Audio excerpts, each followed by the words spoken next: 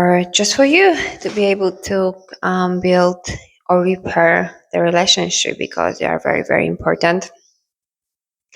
So, yeah, majority of my life, I had very bad relationship in this contact disconnected from to the way I grew up to as well like programming our nervous system, the way how we were living, the patterns, the dynamics, the behavior in the family. So I would have this set of rules that I have to work very extremely hard, and every relationship it's only important and valuable where it's a lot of struggle and a lot of pain and a lot of crying and a lot of drama. Where actually I want the opposite, right? I want a deep, profound relationship, like beneficial for two parties, with full of joy, full of peace, full of help or support. But I would chase after opposite. Why? Because this was my definition of relationship, of love.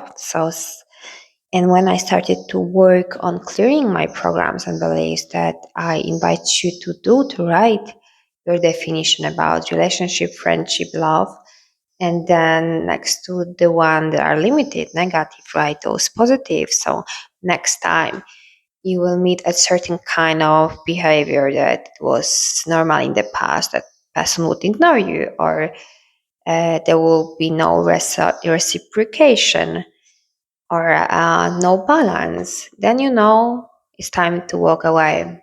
I will tell you one more thing, that kind of hormones and emotions that they are created in the brain during this anxious and avoidant type of relationship where one person is chasing, another person is pushing away, and you have this on and off situation, warm and cold. There are certain emotions in the brain that I created and they are very addictive, like a coffee, let's say, because our mind is like a laboratory, right?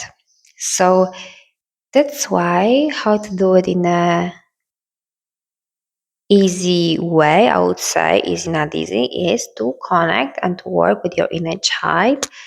And in this way, you can naturally, of course, you need to have still boundaries and say enough, but you can naturally leave the narcissistic or abusive or not supportive or not the one you want relationship. And once you actually do the space and give a space by eliminating what you don't want, then you can create a space for something you truly, truly love. Because this is how manifestation work and the law of energy. I remember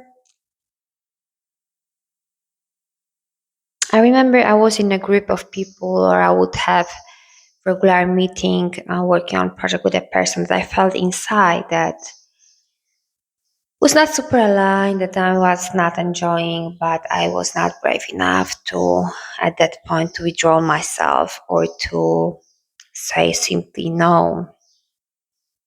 But I did two things. I asked, hey, universe, can you remove everything that is not aligned in my life, especially the things that I'm not yet brave enough to say no?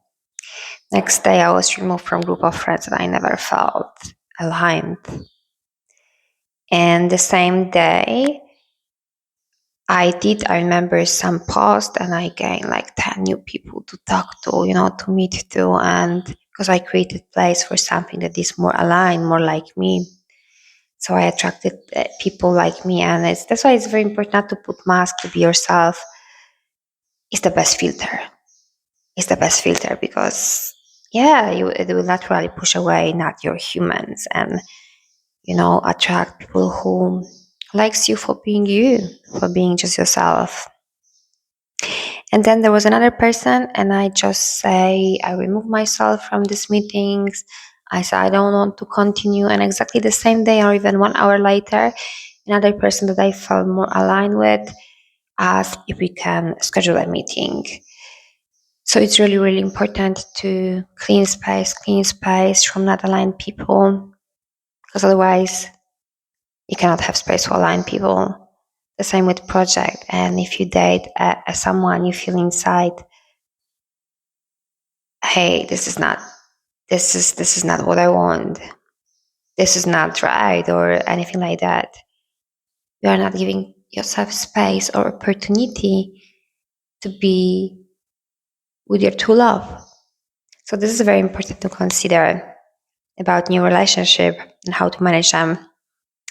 And then we have a family and parents and some kind of relationship that we still you want to repair, but we don't know how. So on the top of nonviolent communication, when you simply express what you feel, the second part express what they feel, but there is no this kind of approach. You did that and I feel that this is a personal, right? Be aware that each person are seeing things through the lenses of their belief system, through their trigger wounds from childhood. So there is a lot of layers of programming of things they are influencing how they react, and their reaction is about them, not about you, right? It's about to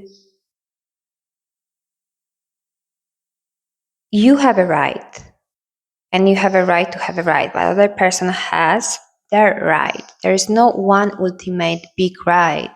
Every person has their right.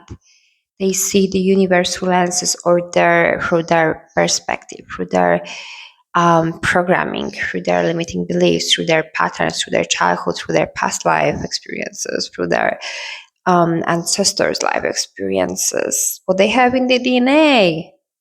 There's so many, many, many things, and sometimes they can go through a heavy time of their life, and they are very sensitive and react. It's, it really, it might be not about you totally.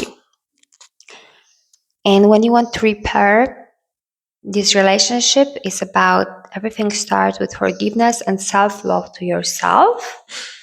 Once you have the self-love to yourself and you will understand that you are by yourself doing the best you could, then you can have the same compassion, the same love for other people. And I was noticing how beautifully I was able to repair and rebuild, recreate relationship in my family, so I could finally have my family. And if you will do energy work, your way of speaking and energy will infectious, and you can heal your family by just increasing your frequency. Do not force other people to heal, to work on themselves. No, you will know it by looking into yourself that there are some decision or some things you scary to do, you're not feeling ready, and with time you might be ready, you might not, you might work on that to do that, but there are certain people who can advance in this lifetime to the certain level, and the way how you can help them is definitely by not forcing them, but by healing yourself, and then by only proximity they can see, oh, maybe okay, maybe I will start doing it, right? By giving an example and starting from yourself. Sorry. What else I want to talk about? Relationship. Yeah, the most important, there is no one right. Every person has the right. When it comes about business negotiation, I found very helpful to look into a people's body. When they are not fully convinced, they will be not relaxed. You'll kind of notice if there is still something to discuss, still something that is bothering you, worrying you. Trust your vibe, because if the customer or business partner will see that you are paying attention, taking care of how they feel and what they speak and what is really behind deeper, then they will feel more comfortable by giving you your trust, by giving you their money, by giving you their, I would say, like, opportunities to cooperate together because they will know that you take care of their business too. Because usually people who care about others, like naturally, they really care about their businesses. For example, in past, my customers, because they just trusted me because they feel it because at some point I was more detail oriented and I was more taking care of their projects to protect them so they have everything the best they need to have themselves because I would ask them a question if they're taking care of every possible aspect to make the maximum benefit, maximum effectiveness, maximum win for them, right? So I was not thinking about me actually, I was thinking about them being successful to be honest, and they felt it. Once you have it, they will feel it. Because also important to mention as the last thing, there's this kind of a rule that people speak or tell you, even the coaches, oh, it was a brilliant what my coach recently told me that coaches, advisors, or even psychic, they are telling you and advising things that usually you know and they are deep inside you, but you have just to trust your own knowing.